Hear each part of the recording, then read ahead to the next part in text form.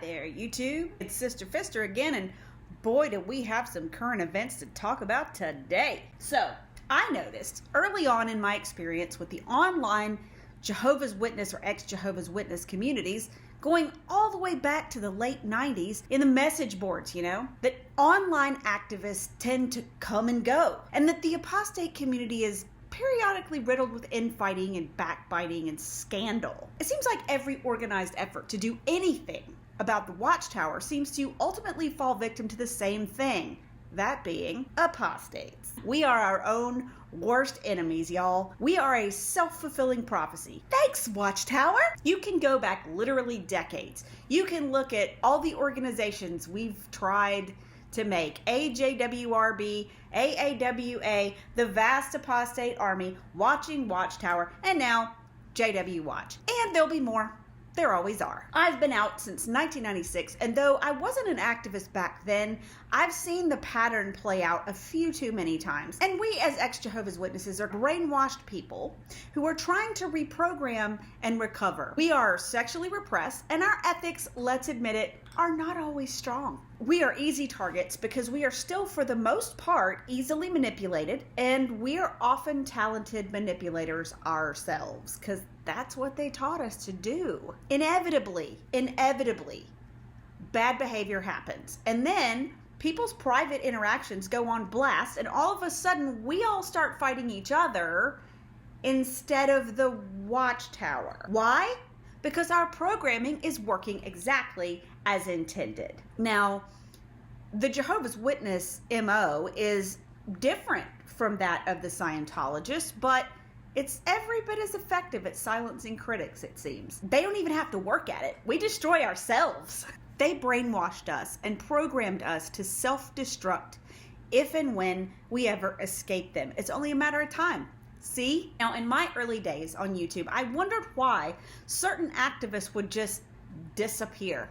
Sometimes they just stopped making videos, but sometimes all their videos would disappear, like an entire channel. One day they're putting out videos left and right, and the next day they're just gone. Or they get dragged through some outrageous scandal. I've talked about this before in a video that I later took down, but some of that content was and is still valid, so I'll reprise that here. For someone newly out of the organization and looking at the XJW community right now as a moment in time, it would be easy to think that the witnesses are actually right about all of us.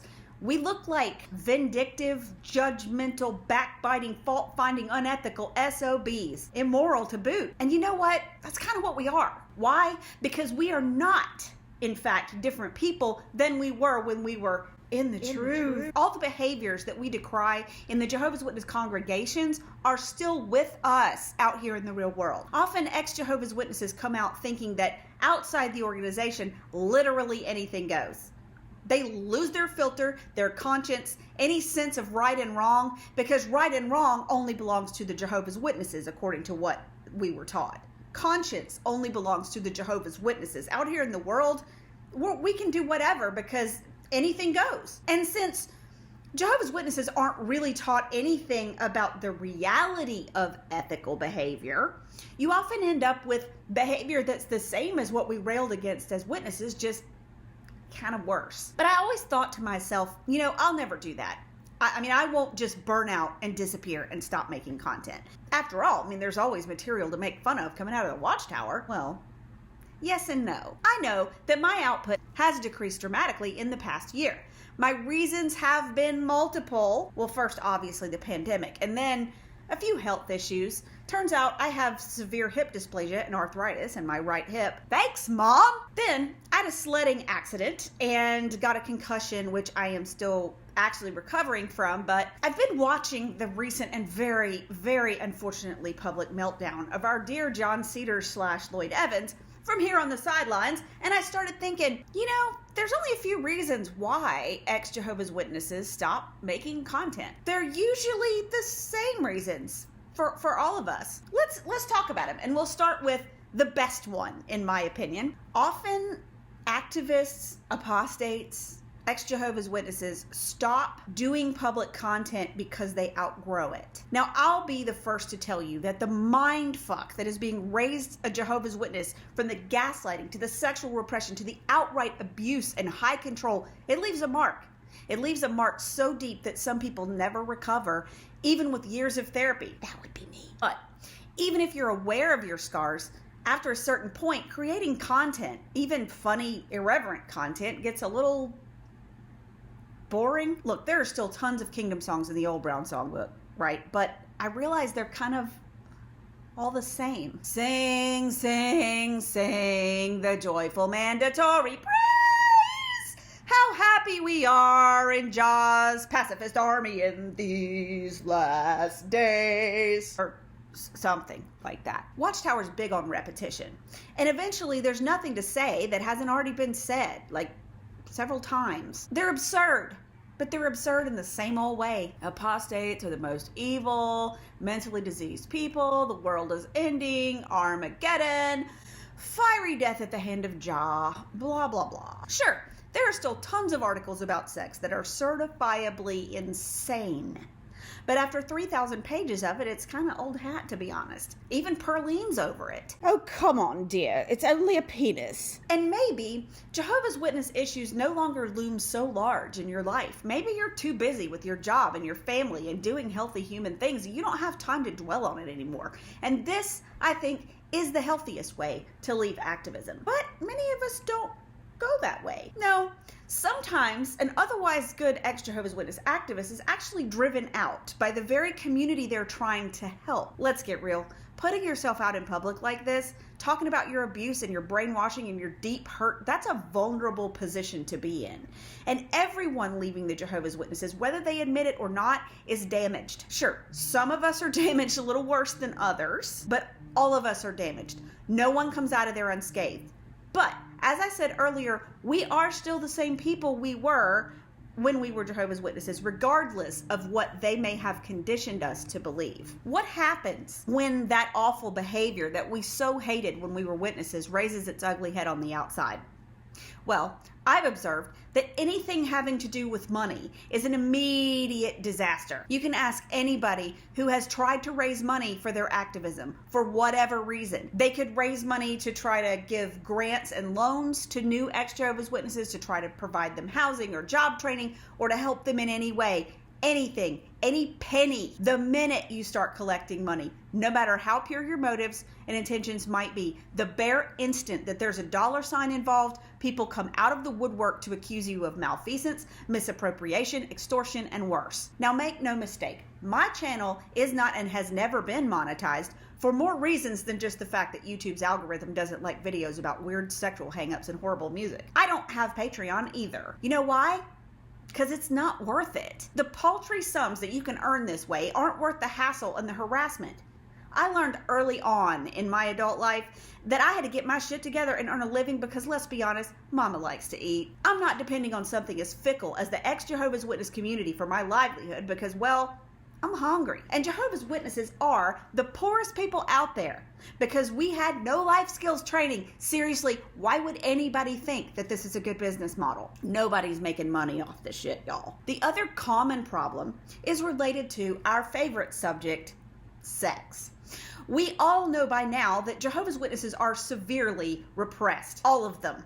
I mean, all of us. So for some reason, ex-Jehovah's Witnesses still expect activists to be as pure as the driven snow, even while these same people are often going buck wild in their own lives. And there are some ex-Jehovah's Witnesses out there, men and women, who are nothing short of predatory.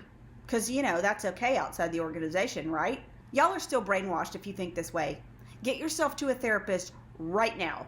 Do not pass go. Do not collect $200. This behavior is not okay. It's not okay for worldly people. It's not okay for Jehovah's Witnesses. It's not okay for anyone. I've seen this happen over and over again. I have been contacted by people with all kinds of suggestive messages, fishing expeditions, you name it. And I have observed that it's often the men who will fall most often for this.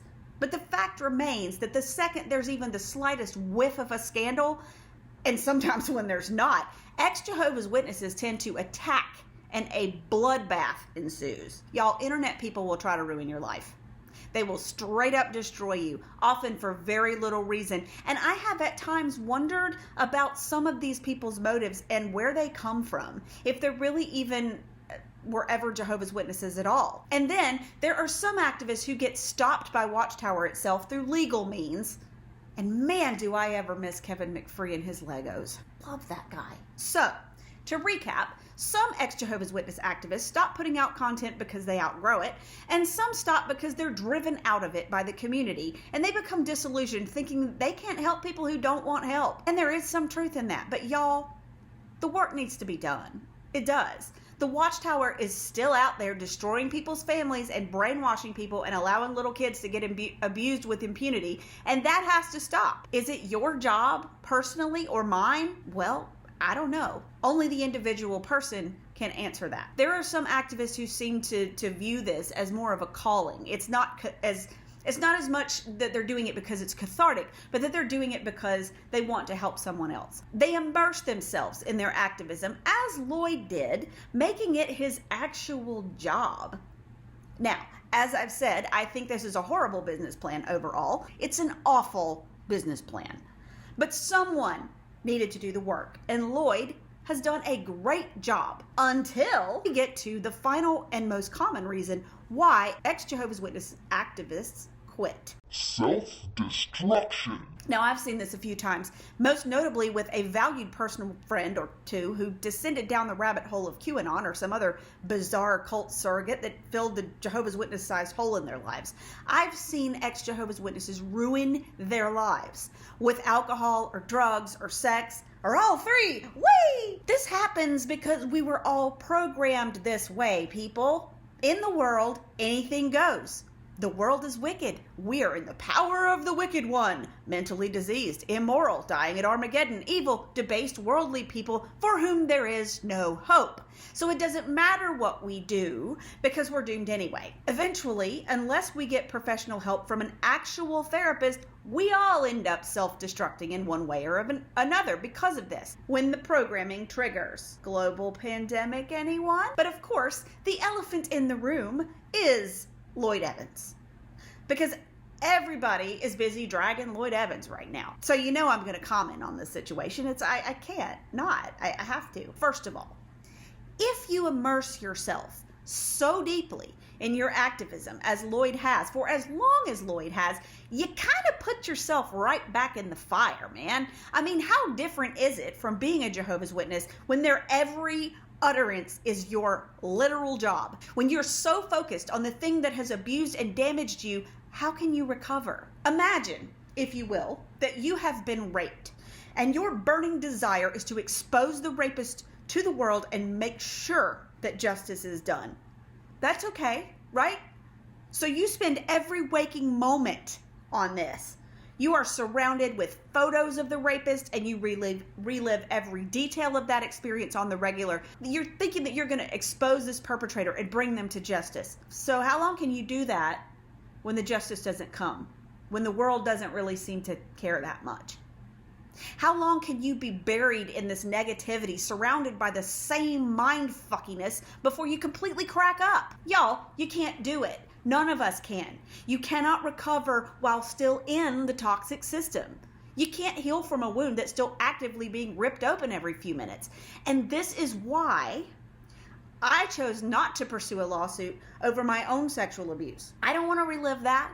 I don't want to make it the focus of my life, not ever again. I am willing to speak out exactly to the point at which I become uncomfortable and no further. Now, there are a few of you I know who have a problem with that, and I will repeat what I've said to you already. Fuck you. And if you want to argue with me, fuck you twice. Anyway, back to Lloyd. Lloyd, my friend, if you are watching this, first of all, I want to give you a hug. Not like that, you repressed Jehovah's Witness freak shows. I mean a mama hug. The man needs it. Come here, baby. I have some advice for you. Please see a licensed therapist. Spend some time in therapy and away from the Jehovah's Witness and ex-Jehovah's Witness shit. Take care of yourself and your family and get better. Also, I have some career advice for you. Please get yourself to a university. You were born to be a professor. Trust me, go to school. Pursue a PhD in theology or religious studies. because most of those professors are atheists too, let's be honest, and specialize in cults and high control groups. You already have your thesis and dissertation basically written, man. It'll be cake. Yes, it might take you a decade, but that time's going to pass anyway, and it will give you a chance to focus and learn and grow and still educate others. You have a talent and a gift. You can get financial aid and probably an assistantship, and you'll be fine. You can still do the important work if you want to do it. But you'll not only get a credibility bonus, but your therapy will help you get better, and your education and research will help you do the work that you seem to need to do. This will also give you the ability to support yourself and your family without relying on donations and without anyone feeling like they have the right to know exactly how you spend every dime of your paycheck. Oh, and please take that live stream down. It's painful as fuck to watch, and it absolutely is 100% true that it's really not anyone's business. That video is your own personal Reynolds papers, Lloyd. It's a Hamilton reference. American history. Look it up. If you don't know, now you know. It's really not hard to imagine Deanna in the role of Eliza right now. Just saying. And Deanna, if you are watching this, I feel your pain on a kind of visceral level here. See, I was cheated on by my first husband, with whom I was not sexually compatible either, so repression, what can I say? And he was also kind of a grade A dickwagon. That's another topic. I luckily did not have children with him, and I know that every situation is different, but I want you to know that you have my support and empathy and compassion no matter what you ultimately decide to do in this very personal situation. You do what you want to do and what you need to do and what's best for your children. If you need to talk or you need a pep talk, I'm here for you, girl. I got you. Now, to the rest of y'all, I hope this makes you think twice about who you trust on the internet, because I've been burned by online friends more than once myself. Hell, I've been burned by in-person friends. But I also think it's a mistake to expect perfection out of a fellow human being just because he has a platform and he reads well on camera. We're all damaged. All of us. And Lloyd's statements about being sexually repressed are absolutely 100% accurate. Now, I am in no way excusing his actions because obviously it was not something he discussed with his wife, but it's a valid reason. Notice I said it's a reason and not an excuse, because there is no excuse. But if we consider the reason, we might find some empathy for this man. And regardless, his marital issues are absolutely none of our business. I, for one, have no desire to know what he does with his dick. Oh, come now. There are people out here who are making really wild claims, backed up by zero evidence as far as I can tell, calling him a pedophile because he went to Thailand. But look, y'all, there are lots of countries with bad reputations. Do you believe that all Americans are dumb, fat gun worshippers? You do, don't you? Seriously? I mean, okay, I might be fat, but I did graduate from a top 20 university, and I can kick your ass without firepower, so. I have a sister-in-law from Thailand, and there is much more to that country than its biggest social problem. Oh my God, the food, for one thing. You cannot assume that just because the man took a trip to Thailand that he was having sex with anyone, much less anyone underage. Until and unless there is some proof of that, it's a vile and slanderous claim, and you ought to stop. As for visiting with prostitutes, well, I mean, they call it the oldest profession for a reason. It's been around forever, and it's never going away. Sorry. Look, we don't know why he chose to visit a prostitute. We don't need to know. It's none of our business. But since we're talking about it, how about some perspective? Would it have been better if he had started a relationship with someone that he didn't really care about just for free sex? Would it have been better if he had had a more emotional affair? I don't think it would. If he had engaged in cyber sex with some other ex-Jehovah's Witness on the internet, would that have been better? At least he was clear. If all he wanted to do was get his rocks off, he went to a consenting adult and paid them for their services. Sure, sometimes prostitutes are exploited and abused, and sometimes they're not. Until and unless you know the details of his specific encounters, and please, please, for the love of all that's holy, Lloyd, do not tell us. We do not need to know. But if you put out a video about it, I'm gonna have to watch it because it's a train wreck that I can't seem to look away from, okay? I'm begging you, just don't. The only problem I see here is that his wife was in the dark about it. We have no idea what his reasons were. Now, does his sexual dysfunction have anything to do with the message of his activism? Does it somehow negate anything he has said about the Watchtower and about their methods? No, I don't think so. It also kind of proves the point about brainwashing, if you think about it. But anyway, some other people are talking about what an asshole Lloyd is as a general person, that he is mean to other activists, that he's a misogynist, blah, blah, blah. Well, okay. If you've personally experienced something that makes you feel that way, all right, you're entitled to your opinion. I personally have not had that experience. I was on a live stream with him once and it was a lot of fun. The worst thing I can say that I've ever experienced with Lloyd Evans was that I once sent him a box of rare 30s and 40s era informants, Kingdom Service, Kingdom Ministries from my grandparents' stash. I spent $80 shipping it to him and never got so much as a thank you. I was a little annoyed, but hey, I didn't send it to him to get petted and praised, y'all. I sent it to him to use somehow to expose what Watchtower does to people. It was worth $80 for that. And as for misogyny, I can think of plenty of other ex-Jehovah's Witness activists who are just as bad, if not worse. And is it really such a surprise that someone brought up and brainwashed as a Jehovah's Witness man would have misogynist views? Really? That's just another reason to go to a therapist and work your way through this. Now, back to Deanna. I think Deanna is gorgeous and sweet and kind of amazing from what little I know of her online. And if she loves Lloyd and wants to stay with him after this, then more power to her. I hope she drags his ass to a marriage counselor immediately and makes him work through their issues together, but only if that's what she wants. But if you ever wonder where your favorite ex-Jehovah's Witness YouTuber has gone, I can guarantee that it's got something to do with one of these three reasons. Either they've outgrown their issues, they've been harassed and threatened out of the community in one way or the other, or they've had a complete and utter meltdown. It's sad, but it'll keep happening until people get serious about deprogramming themselves and also stop doing stupid things.